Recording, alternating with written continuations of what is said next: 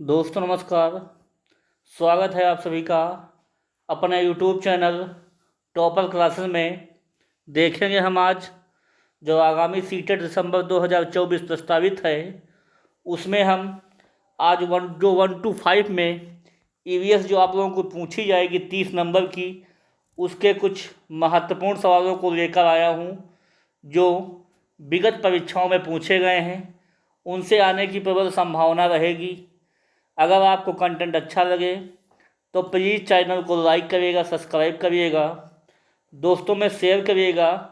ये ईवीएस के ऐसे प्रश्न हैं जो भी आपकी वनडे एग्ज़ाम होने वाले हैं, यूपी टेट है, सी टेट है, सुपर टेट है, वीपीएससी TRE 4 है, सक्षमता परीक्षा है, आदि एग्ज़ामों के लिए अति महत्वपूर्ण होगा। एक बार ज़रूर देखिएगा। अगर कंटेंट अच्छा लगे तो प्लीज़ चैनल से जुड़िए, सब्सक्राइब करिए, बेल आइकन दबा लीजिए। जो भी क्लास दी जाए उन सबको आप लोग अच्छे तरीके से देखिए, अपने मेहनत को साकार करिए, सीटेट पास कीजिए और जल्द ही आने वाली वैकेंसी में अपना एक सीट हासिल कीजिए। चलते हैं हम लोग पहले क्वेश्चन पे। पहला क्वेश्चन है, ये सवाल पूछा गया है सीटेट एग्ज़ाम में कि निम्नलिखित राज्यों के समूह में से कौन सा समूह अरब सागर के तट पर स्थित है। तो दोस्तों बताने का प्रयास करेंगे कौन सा समूह है। पहला है कर्नाटक, केरल, गुजरात। दूसरा है कर्नाटक, केरल, तमिलनाडु। तीसरा है उड़ीसा, पश्चिम बंगाल, तमिलनाडु। और चौथा है तमिलनाडु, आंध्र प्रदेश और केरल। तो दोस्तों हम कैसे समझेंगे, देखिए ये आप लोगों का इंडिया का मैप है, इस तरह से कुछ बनाया हुआ है। इधर कर लेते हैं हम लोग, ठीक है। ये आपकी बंगाल की खाड़ी हो गई, बंगाल की खाड़ी, ठीक है। पूर्व में बंगाल की खाड़ी है और पश्चिम में है अरब सागर। क्या है? अरब सागर। समझ में आ गया होगा दोस्तों।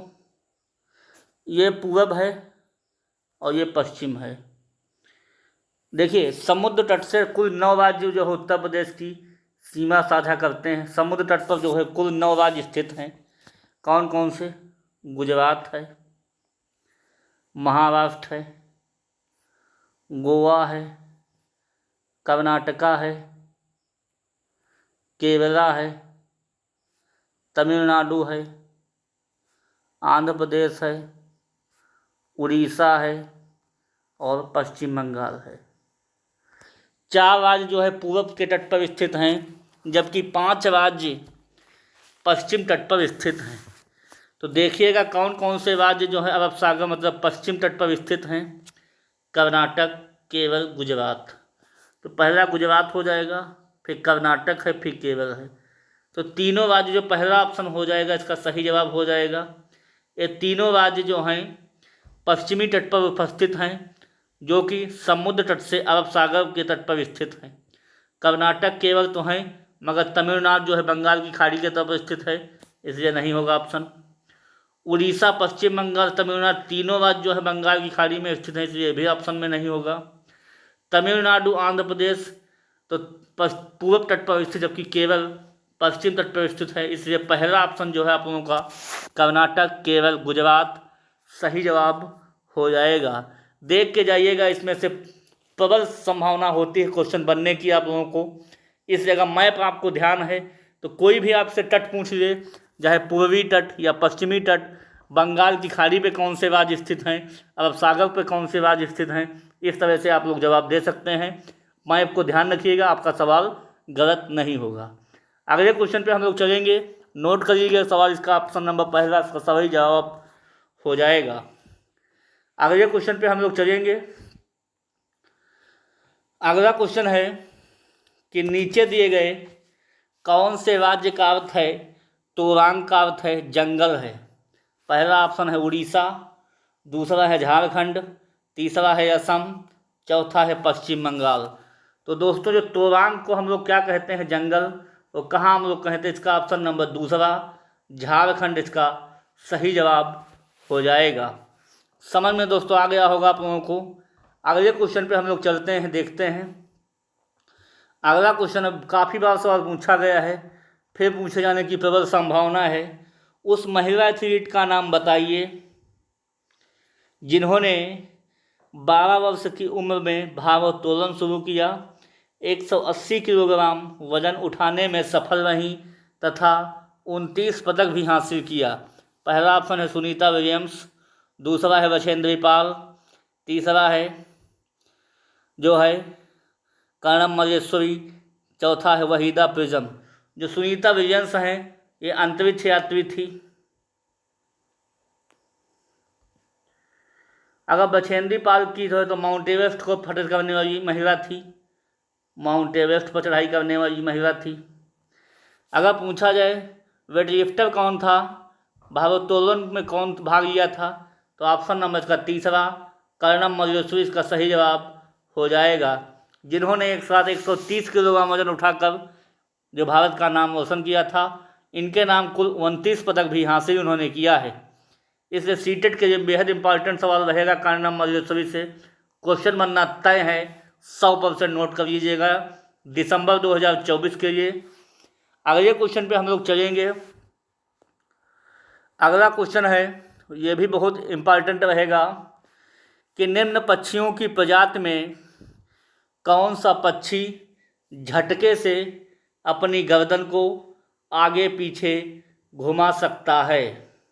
पहला ऑप्शन है तोता, दूसरा है मैना, तीसरा है उल्लू, चौथा है कौवा। देखिए इसमें से दो ऑप्शन जो है कन्फ्यूजन वाले हैं। तोता नहीं घुमा सकता है, न कौवा घुमा सकता है। पहला और चौथा को काट दीजिए, बचा हमारे पास मैना और उल्लू। तो जो झटके से अपनी गर्दन को घुमा दे उसका ऑप्शन नंबर मैना जो दूसरा ऑप्शन का सही हो जाएगा। जिनका भी मैना सही है वो टिक कर लीजिएगा। और उल्लू में कहानी ये होती है अपने गर्दन को पीछे तक घुमा सकता है, ये झटके से नहीं, ये अपनी गर्दन को पीछे तक घुमा सकता है। ये भी सीटेट में सवाल पूछा गया है, गर्दन को पीछे तक घुमा सकता है। इसलिए उल्लू की विशेषता याद रखिएगा। और झटके से जो अपनी गर्दन को पीछे घुमा दे वो मैना है, जो गर्दन को पीछे तक घुमा दे वो कौन है, उल्लू है। इसलिए ऑप्शन नंबर इसका दूसरा सही जवाब आ जाएगा। ये भी सीटेट में पूछा गया सवाल है, इस बार पूछे जाने की भी प्रबल संभावना रहेगी, देखना ना भूलिएगा आप लोग। अगले क्वेश्चन पे हम लोग चलते हैं। अगला क्वेश्चन है निम्नलिखित में से उसे चुनिए जो अपनी मादा की पहचान गंध से कई किलोमीटर दूर से कर लेता है। पहला है चींटी, दूसरा है मच्छर, तीसरा है रेशम का कीड़ा, चौथा है मधुमक्खी। तो दोस्तों इसका सही जवाब क्या हो जाएगा, जो अपनी गंध से कई किलोमीटर तक जो है पहचान कर ले उसका नाम है रेशम का कीड़ा। ऑप्शन नंबर इसका तीसरा सही जवाब हो जाएगा। ये भी सवाल सीटेट में पूछा गया है, इसको भी आप लोग टिक कर लीजिएगा।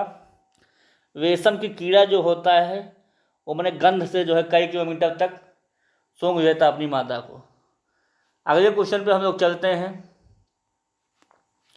अगला क्वेश्चन भी इम्पॉर्टेंट है सीटेट के लिए। नीचे लिखे जानवरों में निम्नलिखित में से कौन सी विशेषता पाई जाती है।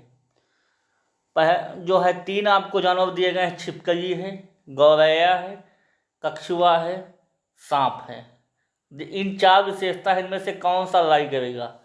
वे जहरीले होते हैं, कहने का मतलब है इसमें से चारों का जहरीले आपको दिखाई दे रहे हैं, छिपकली, कछुआ, सांप। देखिए छिपकली को हम मान सकते हैं जहरीला होता है, सांप को भी मान सकते हैं जहरीला होता है, बट गौरैया कछुआ को हम नहीं मान सकते, इसलिए ऑप्शन नंबर पहला काट दीजिए। वे अंडे देते हैं, इसको रोक के रखिए। उनके शरीर सल्क से ढके होते हैं। ये बात किसमें सही लगती है आपको ये बताइए। छिपकली में भी सही नहीं लगती, सांप में भी सही नहीं लगती। कछुआ गौरैया तक हम जा सकते हैं, इसलिए इसको भी ऑप्शन में काट दीजिए। वह भूमि और जल दोनों में रह सकते हैं। कछुआ तो भूमि जल में रह सकता है, सांप भी रह सकता है। क्या छिपकली जल में रह सकती है? नहीं रह सकती। इसलिए चौथा भी ऑप्शन आप लोग काट दीजिए। केवल एक ऑप्शन मेरे पास ये बच रहा है, ऑप्शन नंबर 2, कि ये सब अंडे देते हैं। इनमें यही विशेषता है इन सबों में कि ये सब अंडे देते हैं, इसलिए ऑप्शन नंबर 2 सही जवाब हो जाएगा। देखिए सीटेट में जो है हम लोग सही उत्तर तक कैसे पहुँचे। अगर आपको सही जानकारी कुछ की है कुछ की नहीं भी है, तब भी 50-50 का मामला है, तब भी आप लोग सही उत्तर तक पहुंच जाएंगे। सीटेट में सभी आपको आता हो जरूरी नहीं है। आपको एलिमिनेट करना अगर ऑप्शन आ गया तो सीटेट आपकी एक झटके से निकल जाएगी। अगले क्वेश्चन पर हम लोग चलेंगे। अगला क्वेश्चन है, बर्फ के घर को क्या कहा जाता है? पहला ऑप्शन है पक्का मकान, दूसरा है इग्लू, तीसरा है बर्फीला घर, चौथा है बहुमंजिला मकान घर। तो दोस्तों जो बर्फ़ के घर होते हैं उन्हें हम लोग इग्लू कहते हैं। क्या कहते हैं? इग्लू। ऑप्शन नंबर इसका 2 सही जवाब हो जाएगा। बर्फ़ के घर को हम लोग क्या कहते हैं? इग्लू कहते हैं। इसलिए ऑप्शन नंबर 2 इसका। ये भी सवाल सीटेट में काफ़ी बार सवाल पूछा गया है, इसको भी टिक कर लीजिएगा, पूछे जाने की प्रबल संभावना रहेगी। अगले क्वेश्चन पे हम लोग चलते हैं। अगला क्वेश्चन है, ओजोन परत किस मंडल में पाई जाती है? देखिए मंडल 5 प्रकार के होते हैं। पहला है क्षोभ मंडल, दूसरा है समताप मंडल, तीसरा है मध्य मंडल, चौथा है आयन मंडल और पांचवा एक होता है बहिर्मंडल। कौन सा होता है? बहिर्मंडल। ये 5 मंडल जो है पृथ्वी स्तर पर पाए जाते हैं। अगर पूछा जाए क्षोभ मंडल में क्या होता है, तो आप लोग याद रखिएगा, जितने भी आपकी मौसम संबंधी घटनाएं होती हैं सब क्षोभ मंडल में होती हैं। क्षोभ मंडल में मौसम संबंधी घटनाएं होती हैं। समताप मंडल में हवाई जहाज उड़ते हैं। हवाई जहाज किस मंडल में उड़ते हैं? समताप मंडल में। ओजोन परत किस मंडल में पाई जाती है? समताप मंडल में। इसलिए ऑप्शन नंबर 2 सही जवाब हो जाएगा। अगर पूछा जाए सूर्य से आने वाली पराबैंगनी किरणों को कौन अवशोषित कर लेती है, तो इसे याद रखिएगा, ओजोन परत पराबैंगनी किरणों को अवशोषित कर लेती हैं, जो कि समताप मंडल में पाई जाती है। सबसे ठंडा मंडल कौन सा होता है? मध्य मंडल होता है। सबसे नीचे मंडल कौन पाया जाएगा? क्षोभ मंडल पाया जाएगा। अगर पूछा जाए ओजोन परत मापने की इकाई क्या है, तो आप लोग डाप्सन इकाई को याद रखिएगा। डाप्सन जो इकाई है वो ओजोन परत मापने की इकाई है। अगर पूछा जाए ओजोन दिवस कब मनाते हैं, तो 16 सितंबर को जो हम लोग ओजोन दिवस मनाते हैं। समझ में दोस्तों आ गया होगा आप लोगों को। इसका सही जवाब क्या हो जाएगा? समताप मंडल हो जाएगा। देखिए चीज़ों को देखिए कैसे क्या है। एक क्वेश्चन से हम लोग कई क्वेश्चन बना सकते हैं और बार बार क्वेश्चन वही घूमते हैं, कुछ नया नहीं है। बस लगे रहिए, जो भी आपके पास प्रीवियस क्वेश्चन है उनको देखिए, समझिए। इन्हीं में से सीटेट पूछता है बार बार घुमा फिरा के, और कुल का मात्र 10% लोग पास होते हैं, क्योंकि क्वेश्चन इसके बड़े बड़े होते हैं, लोग समझते नहीं हैं और होता कुछ नहीं इसमें है, बस समझने का खेल है। बस दोस्तों अगर चैनल से लगे रहेंगे तो आप लोगों की परीक्षा 100% पास होकर हम लोग दिखाऊंगा। अगला सवाल है, नीचे निम्नलिखित में से कौन सा कीट है जो अकेला रहना पसंद करता है? पहला ऑप्शन है दीमक, दूसरा है चींटी, तीसरा है मधुमक्खी और चौथा है मकड़ी। तो दोस्तों ऐसा कौन सा ऑप्शन है जो अकेला रहना पसंद करेगा? ऑप्शन नंबर चौथा जो है इसका सही जवाब हो जाएगा। मकड़ी जो होती है वो अकेले अपना जो है ज़्यादा बनाती है, इसलिए ऑप्शन नंबर का चौथा सही जवाब हो जाएगा। अगले क्वेश्चन पे हम लोग चलते हैं, देखते हैं कैसा है। बहुत ही अच्छा सवाल, सीटेट का टॉप क्वेश्चन है, देखने को मिलने की प्रबल संभावना रहेगी आप लोगों को। देखिए निम्नलिखित में से कौन सा वर्तमान पर्यावरण अध्ययन पाठ्यक्रम में 6 थीम्स में से एक नहीं है? देखिए 6 थीम्स जो हैं EVS 125 में बताई गई हैं, EVS 125 में जो हैं बताई गई, उन्हीं में से घूम घूम के सीटेड हर बार क्वेश्चन बनाता है। पहला जो है ईवीएस की थीम है परिवार व मित्र। देखिए पहले पास हमारे पास क्या होना चाहिए, परिवार होगा और मित्र होंगे, तभी हमारी लोगों की आगे गाड़ी बढ़ेगी। बगैर परिवार और मित्र के गाड़ी नहीं बढ़ेगी। पहला ऑप्शन ये है। दूसरा, जब हमारे पास परिवार हो गया तो अब हमको कुछ खाने के लिए चाहिए, मतलब भोजन चाहिए। तो 2 नंबर पर थीम जो है भोजन है। क्या है? फूड।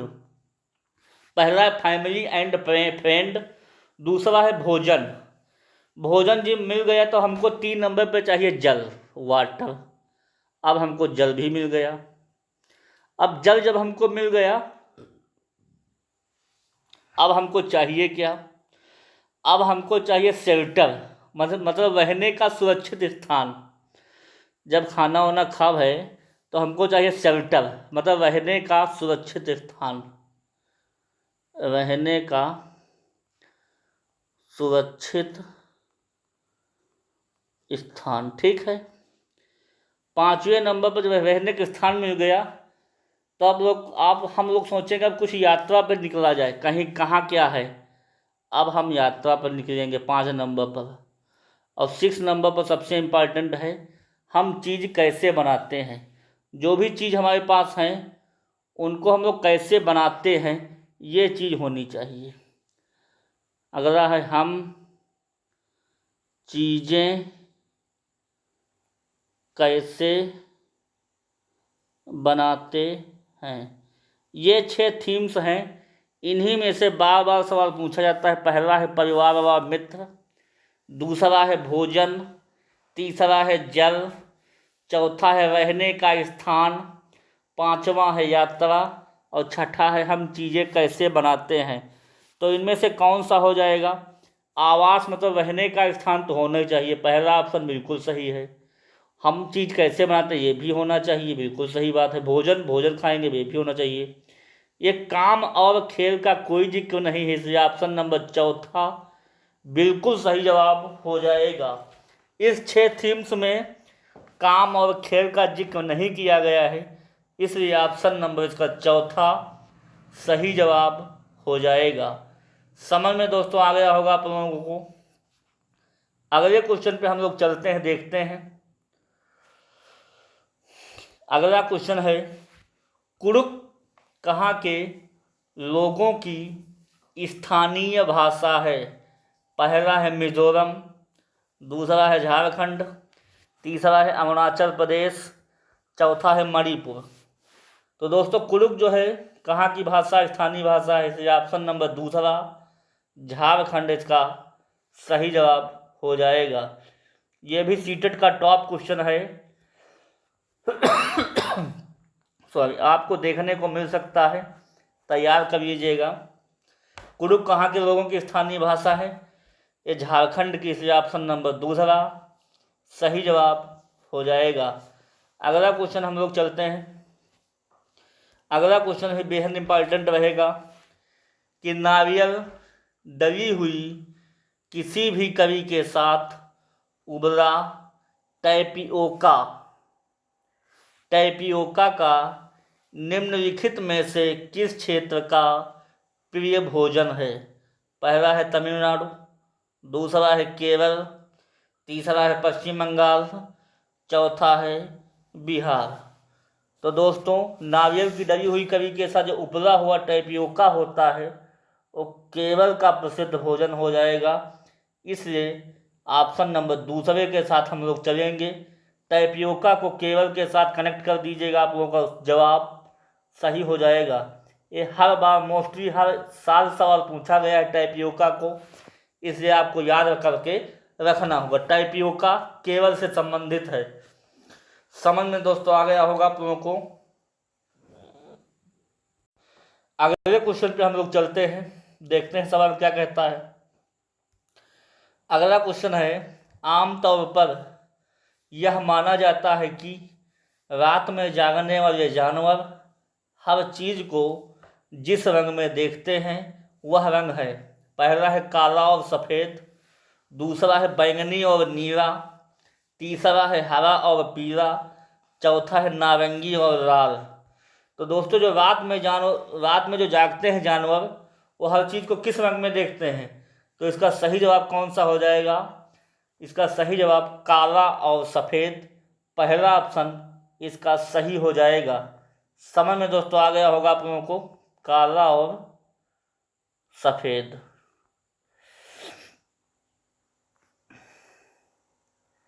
यह भी काफ़ी बार सवाल जो है सीटेट ने पूछा है कि रात में जो जागते हैं जानवर कैसा दिखते हैं? उनको काला और सफ़ेद दिखाई देता है। बेहद इम्पॉर्टेंट रहेगा, कई बार पूछा गया सवाल है। अगले क्वेश्चन पे हम लोग चलते हैं।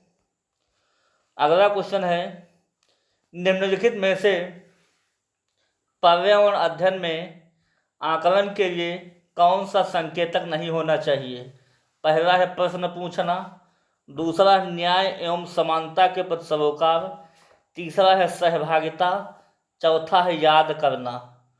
तो दोस्तों ईवीएस के लिए, अगर ईवीएस को हमको मोटिवेशन बनाना है, मतलब मनोरंजक बनाना है, तो क्या करेंगे? देखिए छोटे बच्चे होते हैं, उनके तरह तरह के प्रश्न पूछेंगे कि आपको कैसा अच्छा लगता है, कहाँ कहाँ घूमना अच्छा लगता है, ये मनोरंजक होना चाहिए। न्याय एवं समानता के सबको समान रूप से आपको मानना होगा, किसी के साथ कोई आपको भेदभाव नहीं करना होगा, दूसरा ऑप्शन सही है। तीसरा सहभागिता, पार्टिसिपेट्स हर बच्चे को कराएंगे, किसी को छोड़ेंगे नहीं।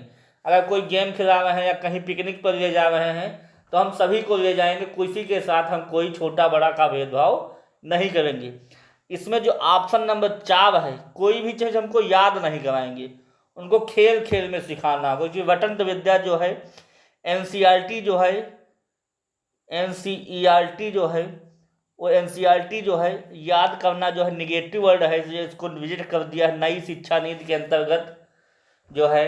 एनईपी जो है याद करना निगेटिव वर्ड है, इसलिए सीटेड इसको निगेटिव शब्द माना है, इसलिए ऑप्शन नंबर 5वां जो चौथा इसका सही जवाब हो जाएगा। याद करना एक निगेटिव वर्ड है, इसलिए इसके साथ हम लोग जाएंगे। अगले क्वेश्चन पे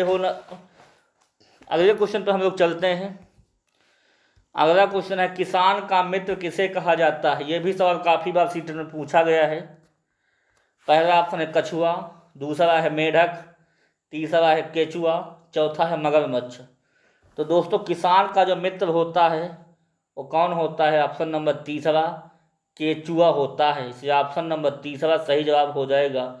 इसके अध्ययन को क्या कहते हैं हम लोग? केचुआ के अध्ययन को वर्मी कल्चर, क्या कहते हैं? Vermi culture. समझ में आ गया होगा दोस्तों आप लोगों को, किसान के मित्र का, किसका मित्र होता है? किसान, केचुआ हो जाएगा। वर्मी कल्चर में इसका अध्ययन करते हैं। अगले क्वेश्चन पे हम लोग चलते हैं। क्वेश्चन है, अगला क्वेश्चन बेहद इंपॉर्टेंट रहेगा कि कांसा किसका मिश्रण होता है? पहला है तांबा और जिंक का, दूसरा है तांबा और टिन का, तीसरा तांबा और एल्युमिनियम का, चौथा इनमें से कोई नहीं। तो देखेंगे हम लोग, जो कांसा होता है, कांसा आप लोग याद रखिएगा तांबा और टिन का होता है, तांबा और टिन का होता है मिश्रण, तांबा और टिन का मिश्रण होता है कांसा। और पीतल को याद रखिएगा पिताजी से, पीतल, पिताजी से याद रखिएगा, पीतल को पिताजी से याद रखेंगे तो जो हो जाएगा तांबा और जिंक। ता माने तांबा और जिंक, जी से हो जाएगा जिंक। तांबा को हम लोग कॉपर भी कहते हैं, इसका सिंबल होता है Cu, और टिन हो जाएगा Sn, और तांबा Cu, जिंक Zn। तो पीतल क्या हो जाएगा? तांबा और जिंक, कांसा तांबा और टिन। ऑप्शन नंबर इसका दूसरा सही जवाब हो जाएगा। तांबा जिंक का मिश्रण पीतल के साथ हम लोग चले जाएंगे। अगर यहीं पर कहा जाए कि एल्युमिनियम किसका एक्स है तो बॉक्साइट का एक्स, एल्युमिनियम जो है बॉक्साइट का एक्स है, एल्युमिनियम Al जो है बॉक्साइट का एक्स है। यह भी काफ़ी बार सवाल पूछा गया, बॉक्साइट का अयस्क। कांसा तांबा और टिन, और पीतल तांबा और जिंक, इसलिए ऑप्शन नंबर दूसरा सही जवाब हो जाएगा। अगले क्वेश्चन पे हम लोग चलते हैं, देखते हैं। अगला टॉप क्वेश्चन है, ये सीटेड का काफ़ी बार राइट किया है कि बगुला भैंस पर बैठता है क्योंकि। पहला ऑप्शन है बगुला मनोरंजन के लिए भैंस पर बैठता है। दूसरा, बगुला और भैंस में सहजीवी का संबंध है। तीसरा, बगुला भैंस को डराना चाहता है। चौथा, भैंस बगुले को एक स्थान से दूसरे स्थान तक आने जाने में मदद करती है। देखिए, किसी ऐसा कोई ऑप्शन नहीं चुनेंगे जिसको लाभ पहुंचाए। देखिए, भैंस बगुले को एक स्थान से दूसरे स्थान तक, अगर बगुला अगर भैंस पे बैठ जाएगा, अगर भैंस चल दिया तो बगुला तुरंत उड़ जाएगा, इसलिए ऑप्शन ये नहीं होगा। ऑप्शन नंबर चौथा गलत हो जाएगा। बगुला भैंस को डराना चाहता, ये कैसे हो जाएगा? अगर बगुला भैंस पे बैठ जाएगा तो डर जाएगी, ऐसा कभी नहीं होगा। प्रैक्टिकली को सोचिए, बगुला मनोरंजन के लिए है, नहीं, ये भी नहीं होगा। बगुला और भैंस का सहजीवी संबंध है। भैंस में कुछ ऐसे कीड़े विद्यमान होते हैं जो बगुले अगर खा लेगा तो भैंस को आराम मिल जाएगी, जिससे उनका कनेक्टिविटी बना रहेगा और बगुला भैंस का कैसा जीवन हो जाएगा, सहजीवी संबंध हो जाएगा। इसलिए ऑप्शन नंबर दूसरा सही जवाब हो जाएगा। समझ में दोस्तों आ गया होगा आप लोगों को। बढ़िया क्वेश्चन था, फिर आने की प्रबल संभावना रहेगी, देखना ना भूलिएगा। अगला क्वेश्चन है, यह भी इम्पॉर्टेंट क्वेश्चन है और अंतिम सवाल रहेगा इस सेशन का कि निम्नलिखित में से जड़ का कौन सा कार्य पौधे के लिए नहीं है। पहला ऑप्शन है भोजन भंडारण संचित करना। दूसरा है ह्यूमस उपलब्ध कराना। तीसरा है पौधे को सहारा देना। चौथा है जल और खनिज का अवशोषण करना। जो भी पौधा होता है उसकी जो जड़ें होती हैं उनसे उनका क्या लाभ होता है, कैसे जो है क्या क्या उनकी खूबियाँ होती हैं, इसको हम लोग देखेंगे। देखिए, जड़ का मुख्य कार्य होता है जल और खनिज का अवशोषण करना, ये बात बिल्कुल सही लिखी गई है, इसलिए ऑप्शन चौथा नहीं हो सकता इसका जवाब। जड़ के सहारे पौधे को सहारा देती है, भी बात बिल्कुल सही लिखी गई है। जड़ के बिना जो है पेड़ नहीं रुक सकता है, ये बात बिल्कुल सत्य है। और जल जो है भोजन का भंडारण करती हैं और संचित करती, इसलिए ऑप्शन नंबर पहला भी सही है, इसलिए भी ऑप्शन नहीं होगा। जड़ का एक कार्य ये नहीं होता है कि ह्यूमस उपलब्ध कराना, जो ह्यूमस का कार्य होता है मिट्टी उपलब्ध कराती है, इसलिए ऑप्शन नंबर दूसरा सही जवाब हो जाएगा। ह्यूमस का काम जो है मिट्टी का कार्य है, ना कि जड़ का है। जड़ का कार्य कौन कौन सा है?